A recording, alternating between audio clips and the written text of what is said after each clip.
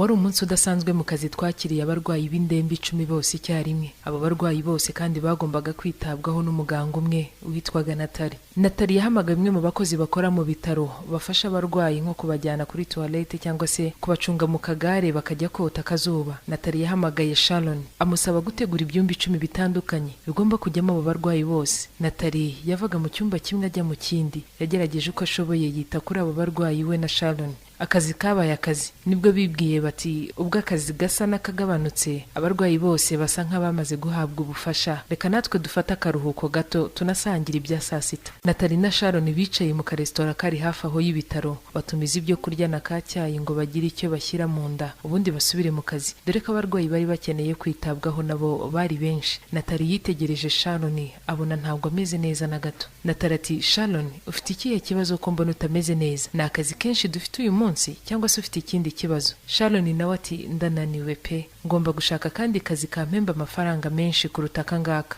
nkabona nanjye uko nita ku muryango wanjye, nkabona uko nita ku bana banjye. Bitari ibyo abana banjye bazakomeza kurerwa n'ababyeyi banjye ubuziraherezo kuko njye nta bushobozi mfite bwo kubarera. Natali ati, papa w'abana se bitebye? Sharon ati, papa w'abana ntacyo adufasha, nta kazi gafatika afite. Natali arabwira Sharon barimo basangira ibyo kurya muri ka restaurant. Sharon wakoraga akazi ko gucunga abarwayi bafite intege nke mu tugari. Sharon wasasaga uburiri bw'abarwariye mu bitaro. Ibibazo byasaga n'ibyamurenze. Natali yabwiye Sharon ati, Sharon, uri umwana mwiza, uzi kwita ku barwayi no kubafata neza. Kuki utajya kwiga ubuganga ukaza ukaba umuganga ukajya wita ku barwayi unabavura? Ati, wize ubuganga wajya ubona umushahara mwiza, kandi ndabizi neza ababyeyi bawe bakwemera gukomeza kurera abana bawe nawe ukajya kwiga. Sharon ati, narakerewe, ubu ntago byankundira, ndakuze cyane ku buryo ntajya kwicara ku ntebe y'ishuri. Sharon ati, nahoze nifuza kuzaba umuganga, niyo mpamvu naje gusaba aka kazi ngo byibuze njye nita ku barwayi mbakorera ibyo bakeneye, kuko kuba umuganga byo nabonye bitagishobotse. Natali abaza Sharon ati, ufite imyaka ingahe? Sharon nawe ati, mfite 30 irenga. Natali nawe ati, inshuti yanjye ntarirarenga ngo ube icyo wahoze urota kuba cyo. Ati, ubu mbona uko njye ndi inshuti y'ibibazo, tega amatwi nkubwire. Natali yatangiye kuganiriza Sharon amateka y'ubuzima bwe, ashaka kumwumvisha ko hakiri kare agifite amahirwe yo kuba icyo yifuza kuba cyo. Natali yatangiye abwira Sharon ati, njye ntago njya nkunda kubwira buri wese urugendo rutoroshye nanyuzemo kugira ngo ngere aho ngeze ahangaha, ariko iyo mbonye hari icyo biri bumufashe ndabimubwira. Natali yatangiye ati, nashatse bwa mbere ku myaka 13. Umugabo wanjye icyo gihe yari afite imyaka 22. Umugabo wanjye twaje kubyarana abana 3. Nyuma y'igihe umugabo wanjye yarampohoteraga bigatinda. Ndibuka neza ko mu ijoro rimwe yankubise akankomeretsa bikomeye, akanankura amenyo 2 y'imbere. Hashize imyaka mike mbona ntazabivamo, mbona ngiye kwicwa n'inkoni. Umugabo wanjye twaje gutandukana. Mu rukiko byemejwe ko abana banjye bose 3 bahabwa umugabo wanjye akaba ari ubarera, kuko icyo gihe nari ngize imyaka 19 gusa. Maze gutandukana n'abana banjye ibintu byaje kuba bibi kurushaho. Umugabo wanjye yakubye itumanaho neza burundu. We n'abahungu banjye 3 bajya mu kindi gihugu, sinongera kubabona ukundi, yewe no kubavugisha kuri telefone ntibyari bigishoboka. Gusezera bwa nyuma ku bana banjye byambereye ihurizo, kongera kubona imbaraga zo kubyuka mu gitondo byari bigoranye. Naje kujya gukora akazi mu kabari ntahembwa, ahubwo nkorera ibyo kurya gusa. Nagira Imana nkabona umpatipe, nahoraga nzinze umunyamukazi. Nza kubona ko mu kabari umuntu ufunze isura gutyo nta muntu n'umwe wamuha tipu. Nibwo naje kwiga guseka rero, atari uko nishimye ahubwo ari ukugira ngo nsekere abakiriya bampa udufaranga. Sharon yakomeje gukurikira inkuru y'ubuzima butoroshye Natali yamubwiraga. Ubwo niko kandi barimo banasangira ibyo kurya.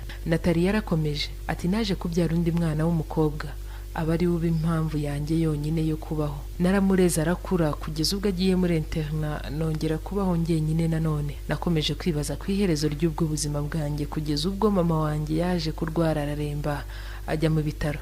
Nagize amahirwe yo kuganira n'umuganga witaga kuri mama wanjye urembye icyo gihe mu buryo budasanzwe. Nabonaga amwitayeho, amumenyera buri kimwe, mbese ashishikajwe n'uko umurwayi yakira. Nibwo nabajije uwo muganga nti, ariko byashoboka ko nanjye naba umuganga? Uwo muganga wavuraga mama wanjye nibwo yambwiye ati, nta kindi bisaba, ati niba ubikunda uzabyige. Natali yarakomeje ati, icyo gihe nari mfite amashuri yisumbuye 3 gusa. Icyo nakoze mama maze gukira nasubiye muri secondaire ndiga ndarangiza, nsubira mu mashuri yisumbuye ndiga ndarangiza, mbona diplome. Nibwo naje gukomeza kaminuza. Kurara wiga mu ijoro unakuze byari ikibazo kitoroshye, ariko iyo uzi icyo ushaka mu buzima burya birakorohera. ubwo nagombaga gufata mu mutwe amagufa yose agize umuntu uko angana n'ibindi bitari binyoroheye gufata mu mutwe icyo gihe kubera imyaka yanjye. Hari ubwo numvaga neza ngiye kubivamo. Narangije kaminuza mu ishami ry'ubuganga mfite imyaka 46. Ati Sharon, ntago wakumva amarira y'ibyishimo narize ubwo nakiraga impamyabumenyi yanjye ndangije kwiga. Kubona akazi nabyo ntago byaje kunyorohera. Imana nayo ibibibona, ntago yakwemera ko imbaraga zose umuntu yakoresheje ashaka kugira icyo ageraho zipfa ubusa bene ako kageni. Igihe cyarageze nza kubona akazi, ari nako nkora ahangaha. Natali yafashe mu kiganza cya Sharon aramubwira ati inshuti yanjye, nawe urakuze ariko ntarirarenga. Jya mu ishuri wige, uzaza uba umuganga mwiza. Dore njye ndakuze, nuze uzansigarireho. Uru rugendo tuzarufatanya. Ati niba naranyuze muri ibyo byose kugira ngo ubuhamya bwanjye, amateka y'ubuzima bwanjye azabera inkomeza abandi bananiwe, ndumva ntacyo nahombye. Ati rero Sharon, nawe nyemerera ko ugiye kujya kwiga, hanyuma nawe ubuzima waciyemo bugoye bukazakomeza abandi. Nyuma y'igihe koko Sharon yagiye kwiga arangiza kaminuza, abumwe mu baganga beza ku bitaro Natali wari uri mu kiruhuko cy'izabukuru icyo gihe yakoragaho. Inama y'umunsi: ubuzima bubi n'amateka atakoroheye wanyuzemo, reka bera abandi nkomezi, kandi nawe wifuza kuba uwo wahoze urota kuba we ntarirarenga. Imyaka myinshi cyangwa se mike yikoreshe, uharanire kuba uwo wakuze urota kuba we ntarirarenga.